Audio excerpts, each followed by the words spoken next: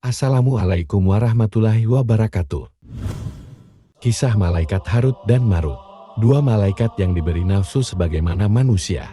Alam malaikat adalah alam yang tinggi di langit. Para malaikat berkumpul dan saling berbisik, mengingat firman Allah kepada mereka. Sesungguhnya, aku hendak menjadikan seorang khalifah di muka bumi. Quran Surah Al-Baqarah ayat 30. Mereka bertanya, mengapa engkau hendak menjadikan khalifah di bumi dan menumpahkan darah orang yang akan membuat kerusakan? Padahal kami senantiasa bertasbih dan memuji engkau. Allah menjawab, sesungguhnya aku mengetahui apa yang tidak kamu ketahui. Allah telah mengajarkan Adam nama-nama semua benda, menempatkannya di surga, dan menciptakan Hawa sebagai istri dan pasangan hidupnya. Namun Adam melanggar perintah Allah dengan memakan buah dari pohon hulgi, yang menyebabkan dia diusir dari surga dan dikirim ke bumi. Kehidupan Adam dan Hawa dimulai di dunia, di mana mereka kemudian memiliki keturunan. Salah satu dari keturunan mereka, Kabil, melakukan pembunuhan pertama terhadap Habil. Setelah itu, keturunan Adam terus berkembang dan semakin banyak di bumi. Akhirnya, dunia dipenuhi dengan berbagai dosa dari keturunan Adam. Mereka lupa tugas mereka sebagai khalifah Allah di bumi. Mereka membuat berhala, lalu mereka menyembah berhala tersebut. Begitulah berlalu kehidupan manusia yang penuh kelalaian, penuh kemaksiatan, mencuri merampas hak sesama mereka, dan membunuh antara satu sama lain.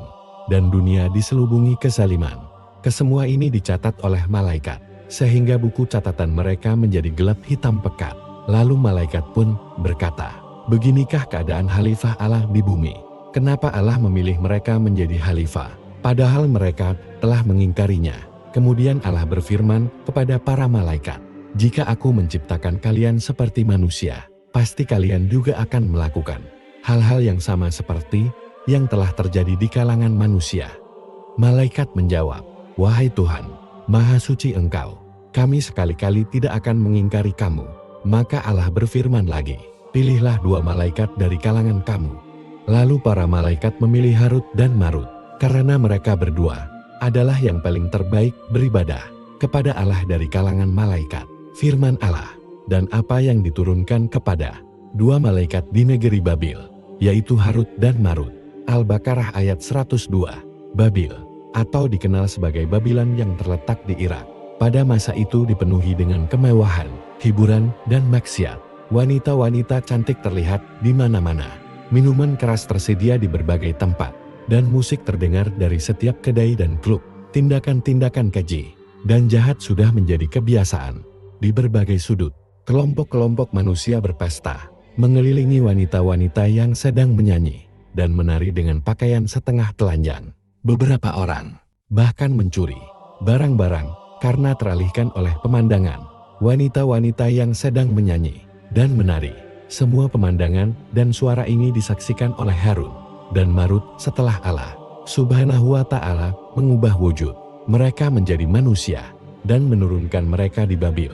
Harut dan Marut hidup di kota Babil, tetap menjaga kesucian dan kemurnian sebagai malaikat.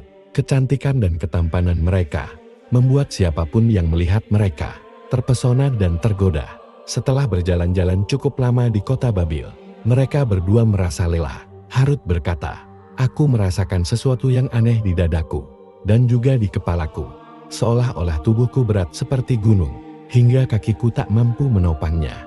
Marut menanggapi, aku merasakan hal yang sama, namun perutku terasa sangat sakit. Harut menjawab, itu adalah suara perut yang lapar. Saudaraku, kita sekarang telah menjadi seperti manusia. Ketika kita masih malaikat, kita tak pernah merasakan lapar atau haus, melainkan selalu bertasbih dan menyucikan Allah. Harut lalu menengadah ke langit dan berdoa kepada Allah agar diberikan makanan. Tiba-tiba mereka mencium aroma daging bakar yang kuat, tercium di hidung mereka. Dengan cepat, mereka mengikuti sumber aroma itu, hingga tiba di sebuah pesta. Di sana banyak orang sedang menikmati makanan.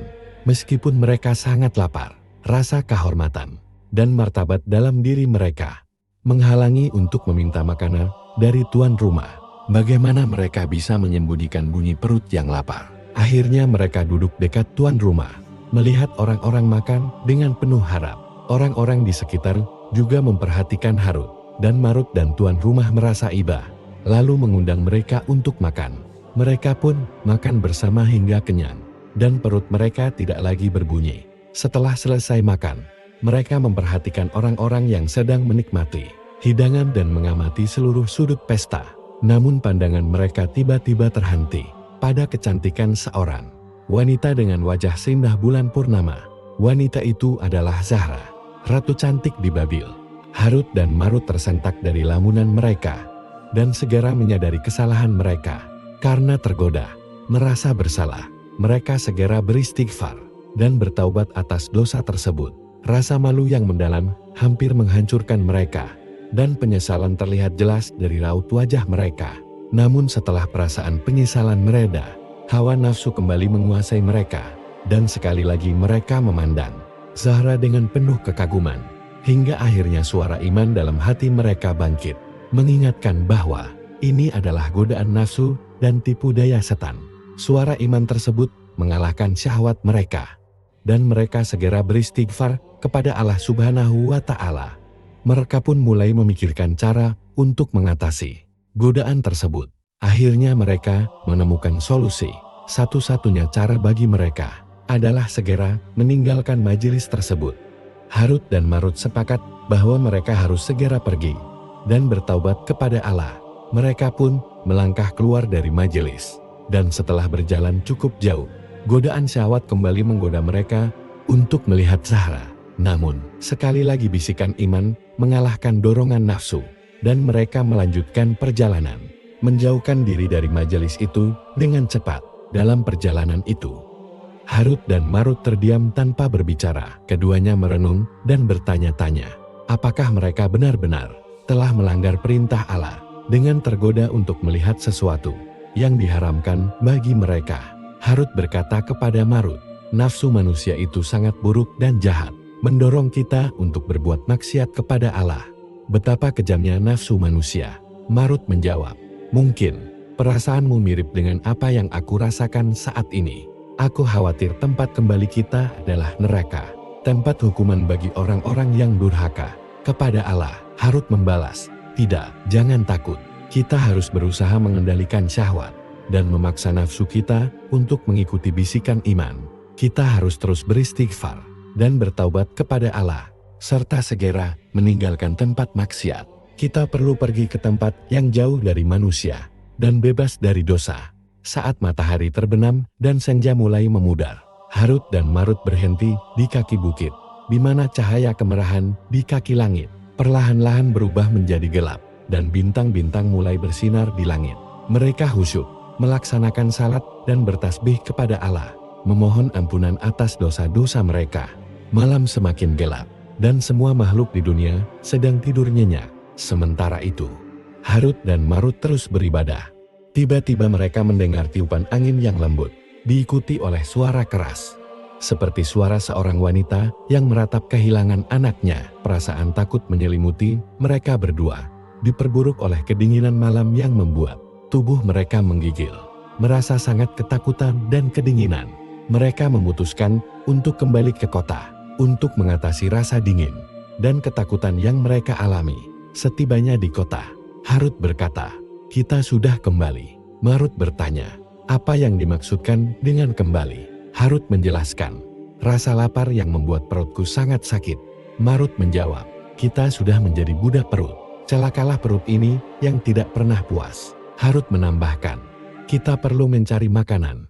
Marut bertanya, jika kita mendapatkan makanan dan kenyang, apakah kita tidak akan lapar lagi? Kita harus bekerja untuk membeli makanan. Pekerjaan apa yang bisa kita lakukan? Harut menjawab, serahkan urusan ini kepada Allah. Kita akan menemukan pekerjaan, dan insya Allah, Allah akan memberikan rezeki yang cukup kepada kita. Di siang hari, Babylon dipenuhi dengan kemewahan, hiburan, dan maksiat. Wanita-wanita cantik berada di mana-mana. Sementara pada malam hari, pesta minuman keras tersebar di berbagai tempat. Musik terdengar dari setiap kedai dan klub, dan tindakan-tindakan keji serta jahat terjadi di mana-mana. Mereka terus mencari pekerjaan di kota Babil, dan melihat banyak orang berbondong-bondong menuju sebuah istana besar dan mewah.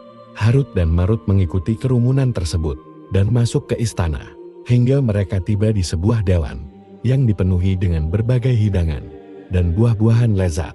Di ujung meja hidangan duduk seorang pria berpakaian mewah.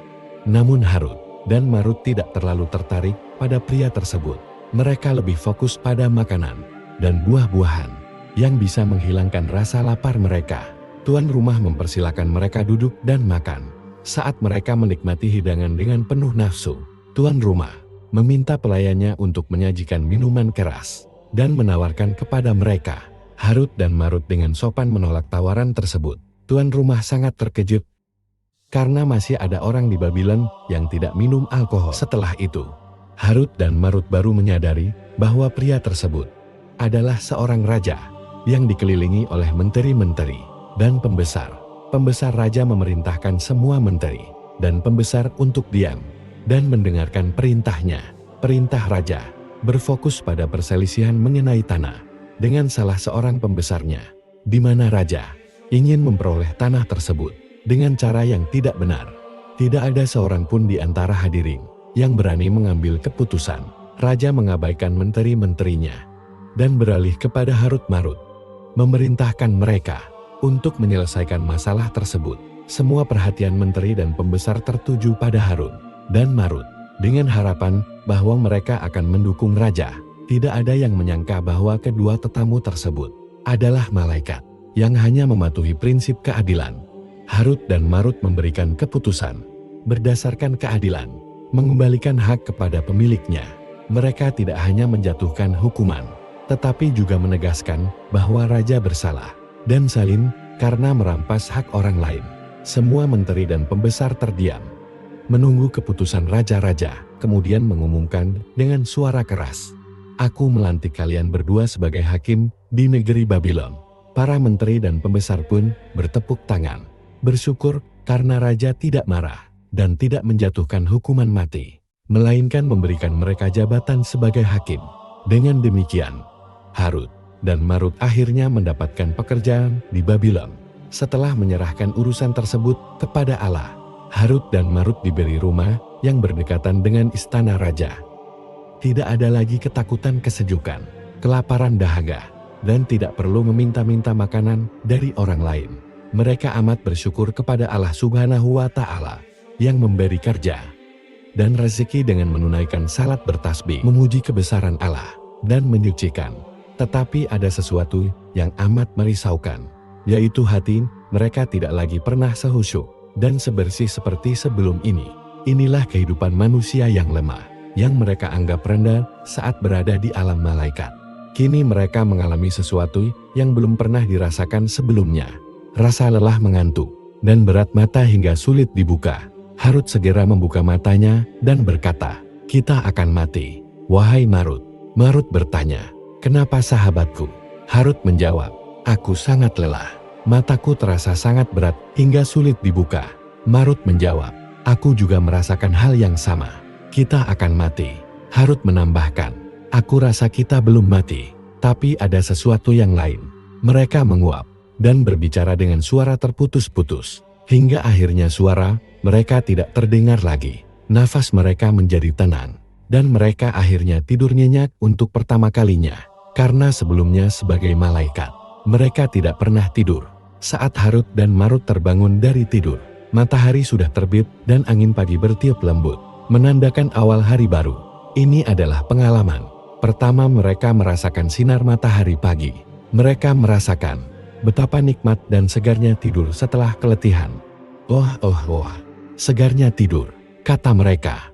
Marut berkata, "Wahai sahabatku, aku merasa seolah-olah baru diciptakan." Dengan kesegaran tersebut, Harun dan Marut dapat memulai pekerjaan mereka.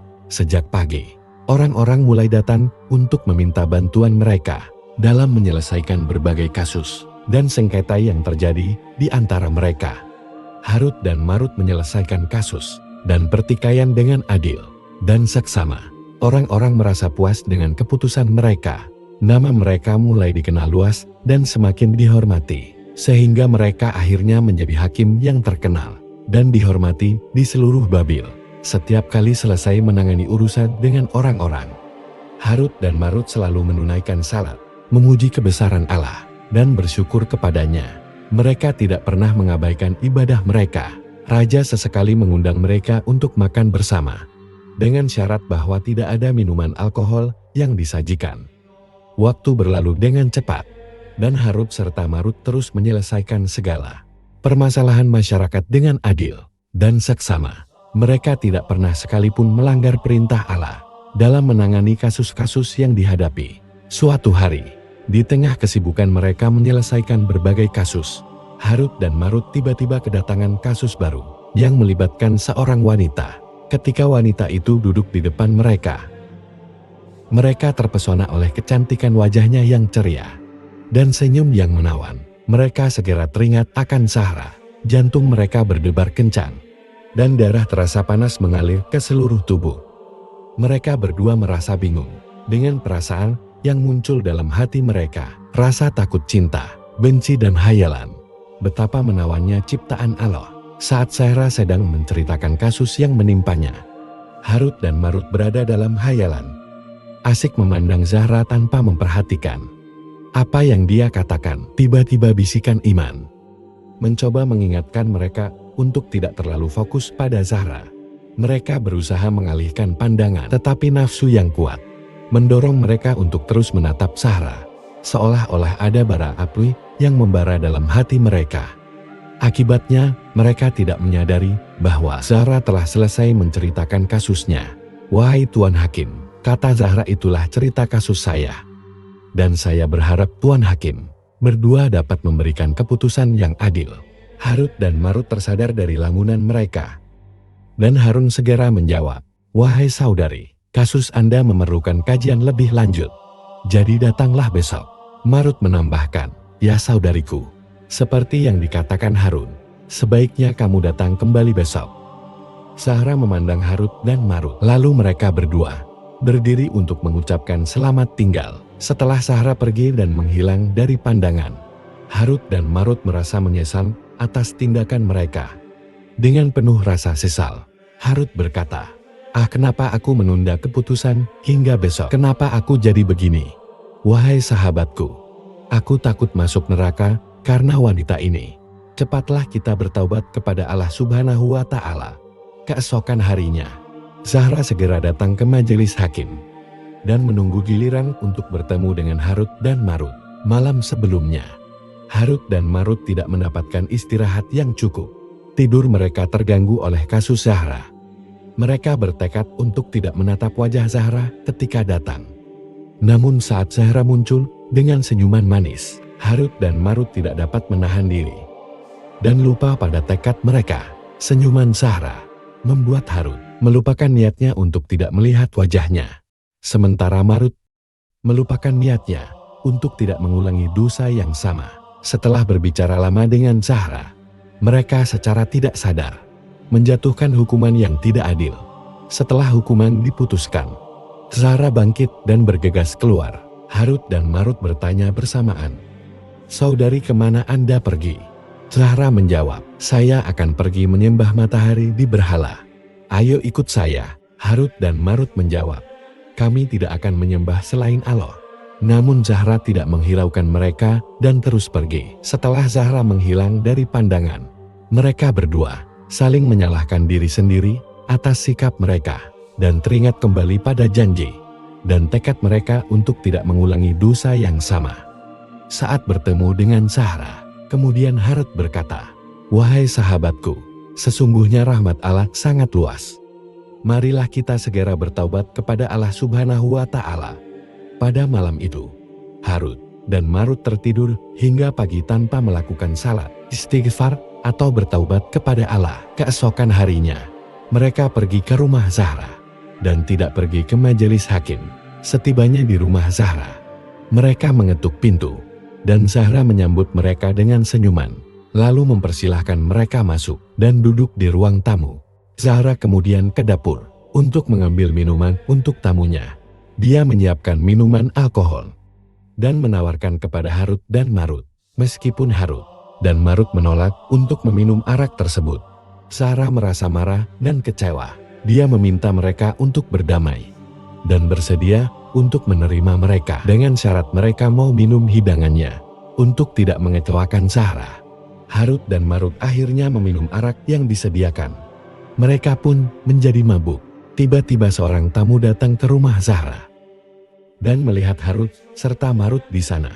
Harut dan Marut menjadi cemas dan dalam keadaan mabuk. Mereka berpikir, habis kami akan terkena akibat jika tamu ini mengungkapkan rahasia kami. Tanpa sadar dan terpengaruh oleh alkohol, mereka berdua menyerang tamu tersebut hingga mati. Sungguh malang karena dosa tamu itu hanyalah karena ia melihat mereka berada di rumah. Setelah pengaruh alkohol hilang, mereka menyadari apa yang telah mereka lakukan dan merasa sangat menyesal serta sedih. Mereka bahkan mencoba terbang ke langit, namun tidak mampu karena dosa mereka terlalu besar dan berat. Kemudian mereka mendengar seruan dari langit yang meminta mereka memilih antara azab di dunia atau di akhirat. Harut dan Marut memilih untuk menerima azab di dunia, dan mereka terus-menerus mengalami azab tersebut hingga hari kiamat. Walau alam bis shawab. Wassalamualaikum warahmatullahi wabarakatuh.